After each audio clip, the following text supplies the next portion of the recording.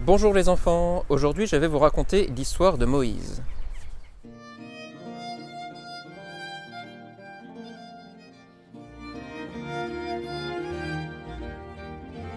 Cette histoire se passe environ 200 ans après celle du patriarche Joseph que nous avons vu hier.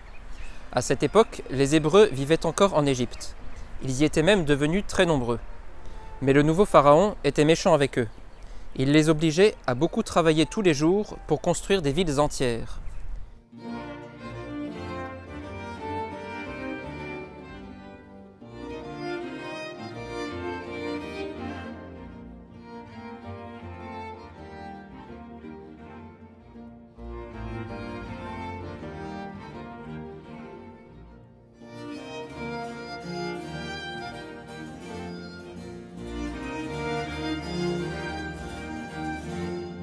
Et comme le pharaon trouvait que les Hébreux étaient encore trop nombreux, il ordonna même de tuer tous leurs petits garçons.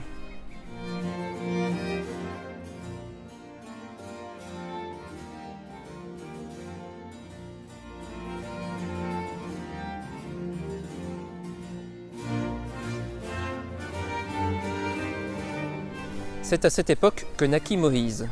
Bien sûr, sa maman ne voulait pas qu'il soit tué par le pharaon. Pour éviter cela, elle déposa son petit bébé dans un panier qu'elle mit sur l'eau.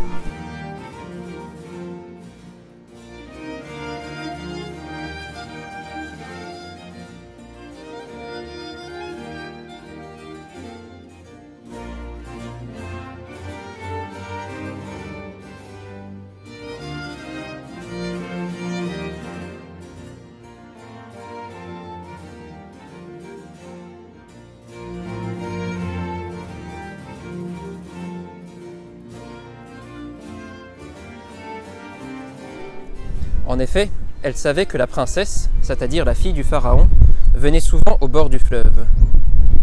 Et quand la princesse arriva et qu'elle vit le petit bébé dans le panier, elle le trouva si beau qu'elle décida de le prendre comme son fils.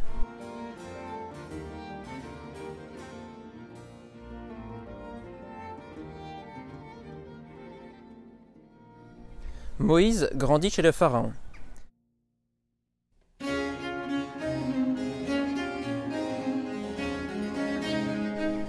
Mais un jour, il vit quelque chose qui le rendit très triste. Il y avait un Égyptien qui frappait très fort un Hébreu sans défense.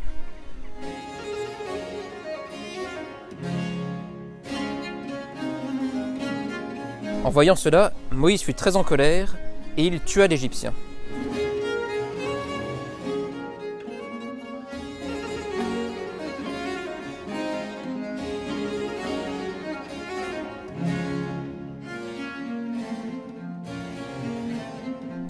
Il dut alors s'enfuir très loin parce que le pharaon voulait le faire mourir.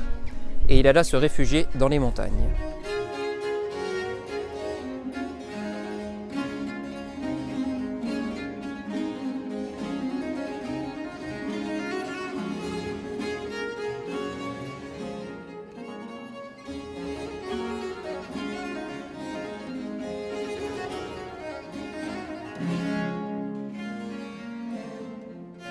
Un jour, alors que Moïse était dans la montagne, il vit quelque chose de très étrange.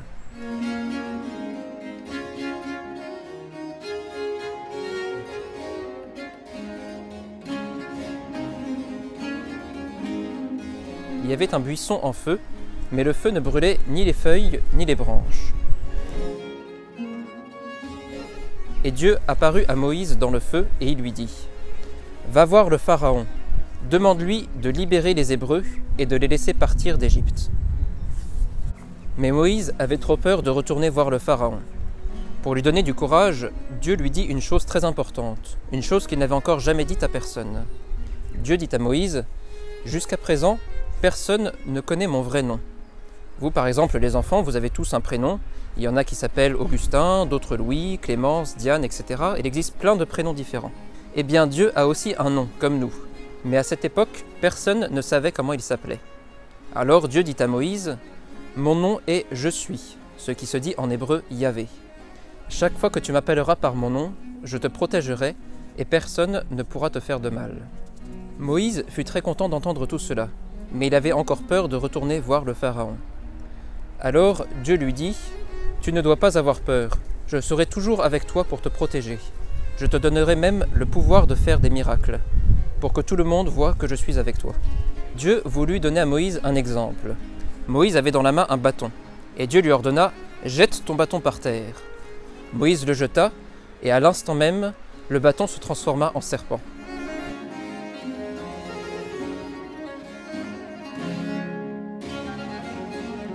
Et quand Moïse le reprit dans la main, le serpent redevint un bâton.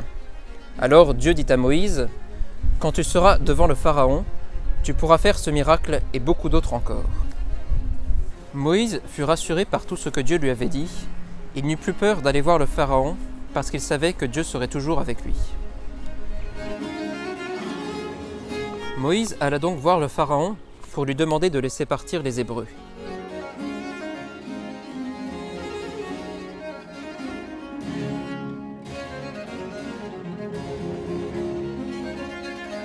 Mais le Pharaon refusa. Alors Moïse lui dit, « Puisque tu n'as pas voulu laisser partir mon peuple, Dieu va envoyer en Égypte de grands malheurs. » Comme le Pharaon ne le croyait pas, Moïse toucha l'eau du fleuve avec son bâton, et aussitôt l'eau se transforma en sang. Tous les poissons du fleuve moururent, et plus personne ne pouvait boire l'eau parce qu'elle était devenue du sang.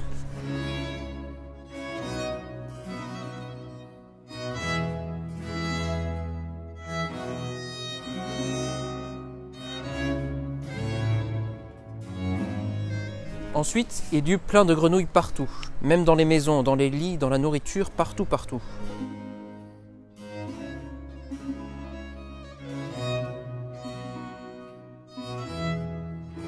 Après, ce furent des moustiques par milliers et par milliers qui vinrent piquer les Égyptiens.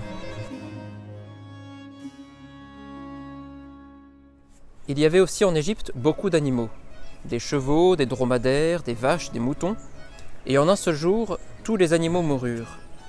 Mais les animaux des Hébreux restèrent en bonne santé et aucun ne mourut.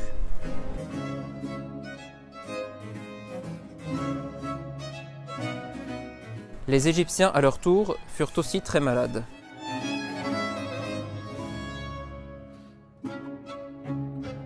Puis il y eut de grandes tempêtes, avec de la grêle et un vent si fort qu'il cassait tout sur son passage. Les maisons, les arbres, tout était détruit.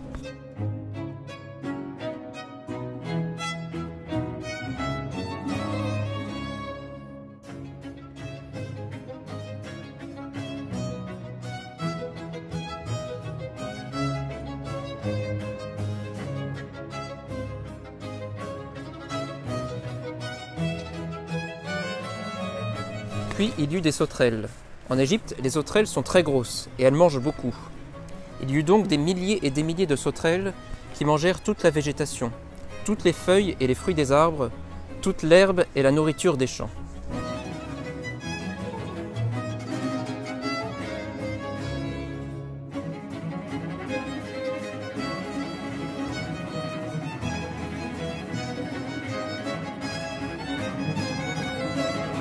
Enfin, il n'y eut plus de soleil, mais une très longue nuit qui dura pendant 3 jours entiers, où on ne vit plus rien. Tout cela arriva parce que le Pharaon ne voulait pas obéir à ce que Dieu demandait. À chaque fois, Moïse revenait le voir et il lui disait « Laisse partir mon peuple et les malheurs s'arrêteront. » Mais à chaque fois, le Pharaon refusait. Alors Dieu dit à Moïse « Va voir une dernière fois le Pharaon, et dis-lui que s'il refuse encore, il arrivera en Égypte un très grand malheur. Un si grand malheur qu'après cela, toute l'Égypte vous suppliera de partir. » Quel était ce si grand malheur et que décida Pharaon? Je vous raconterai tout cela demain. En attendant la suite, les enfants, nous pouvons retenir une chose importante de cette histoire. C'est que Dieu est toujours proche de nous comme il était avec Moïse. Quand nous le prions, nous lui parlons directement et nous pouvons être sûrs qu'il écoute notre prière. Merci les enfants et à demain pour la suite.